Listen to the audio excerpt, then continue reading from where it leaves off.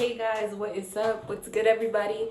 Happy Black History Month. It's your girl Diamond back with another video, and today we are talking about colorism. But I want to shed light on another side of it, colorism within the Black community from our very own men.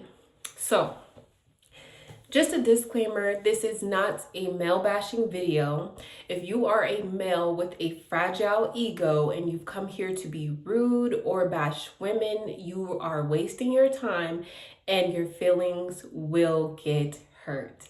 Now, let's begin. So let me take y'all back to history class real quick and start by going back to the 16th and the 18th centuries. In that era, racial intermarriage may have been illegal, but sexual abuse of enslaved women was not. This resulted in mixed race children, often called mulattoes. Now, these children were still classified as Black and considered inferior to the European race in their laws, but often they were able to pass as white, which sometimes allowed them to escape slavery, avoid harsh segregation laws, receive an education, or get a job, and also go on to have families, furthering their bloodline with more white passing children. Ultimately, passing as white was a means of survival. Now, let's fast forward to today. Slavery isn't legal anymore, with the exception of the 13th Amendment loophole, but the hierarchy still exists. People of African descent, although we become popular through media and modern day culture, we are still ranked as inferior in society. And because of patriarchy, Black men are often higher in rank than Black women, but on the hierarchy, they are still positioned lower than non-colored men. Sorry, y'all. This often results in them having to work twice as hard for survival or recognition. So here's my unpopular opinion. Based on the historical programming that white passing meant a possibility for a better future, I can see how Black men today might associate being linked to a lighter skinned woman, or even a colored woman with European features such as a smaller nose, colored eyes, or looser textured hair as a path for more access and privilege to receive things they might not receive on their own. Carlos Miller, a popular Black comedian, even said on the It's Giving podcast, men get treated differently based on who they are partnered with. Now, I'm pretty sure he wasn't talking about Black women in this interview, but how men are viewed based on who they are affiliated with. And this is a testament to my perspective. Now, let me be clear. I'm not talking about the Black men who date non-women of color. I'm speaking on Black men who have a preference for non-women of color or women of color with European features. I feel they are just subconsciously or consciously attempting to gain the success and validation from a system that constantly oppresses the colored, linking back to how historically white passing African descendants use their privilege as a tool to get ahead. Now, from my own personal experience, when I ask Black men why they don't prefer to date Black women, it usually results to them belittling us. They say that we're too ghetto, too loud, too dominant. But when describing women of other races, they use words like submissive, soft, or attentive. And I can't help but to notice how this way of thinking connects to back in the day when racism was more prominent and white passing individuals got to live a softer life, even though they were technically still considered Black by blood. If they could get away with keeping their heritage hidden, they didn't have to worry about the injustices colored men and women received. And it also relates back to common historical issues in society where we, as a Black community, were always seen as defiant, always seen as a problem or something to be afraid of by the police, by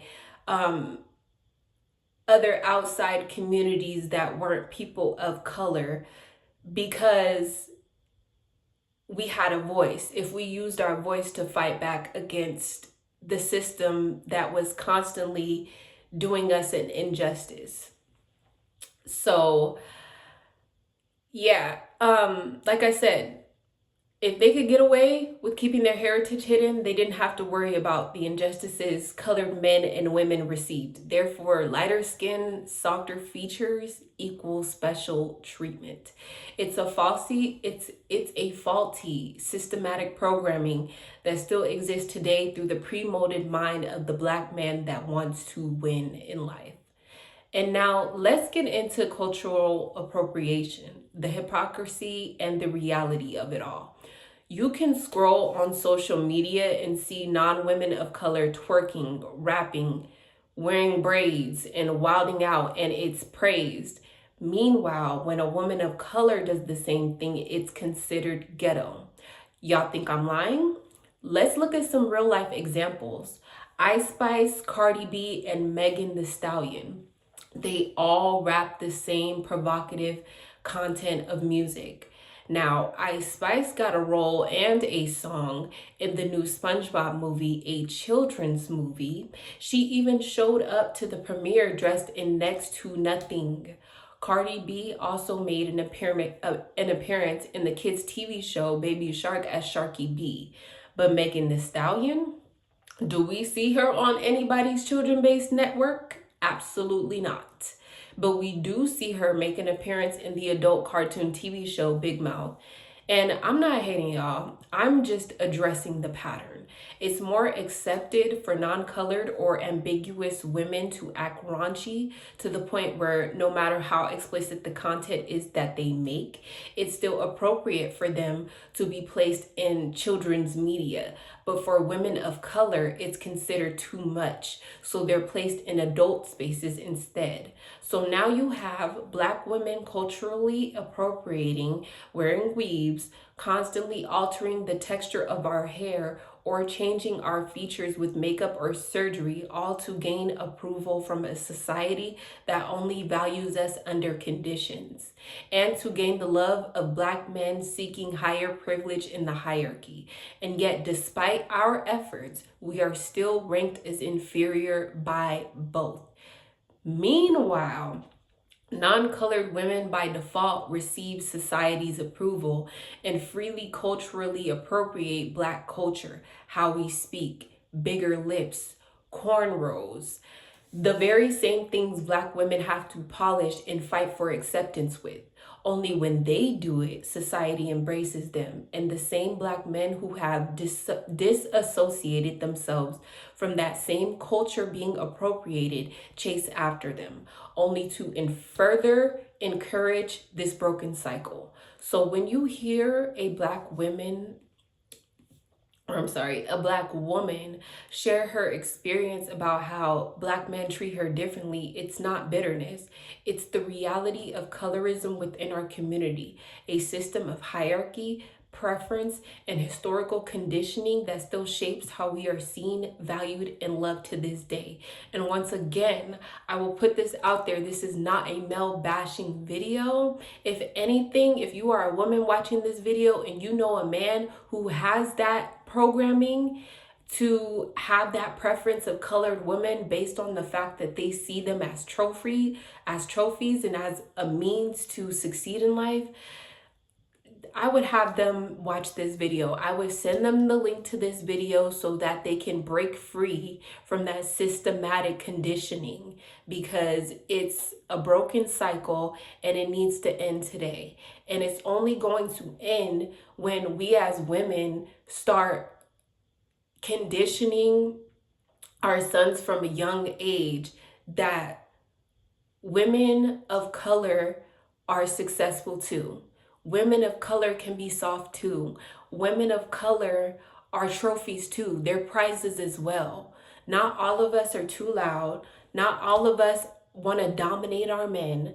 Not all of us are ghetto and just want to act the fool. Not all of us are like that, but it starts as us, as mothers, as sisters, as cousins, grandmothers, whatever, to teach our black men that black women are so much more than what society has programmed us to feel like we are.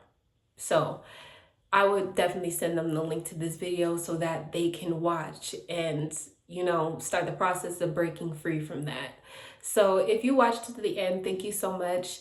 Happy Black History Month once again, and make sure that you like, subscribed, and comment your opinions.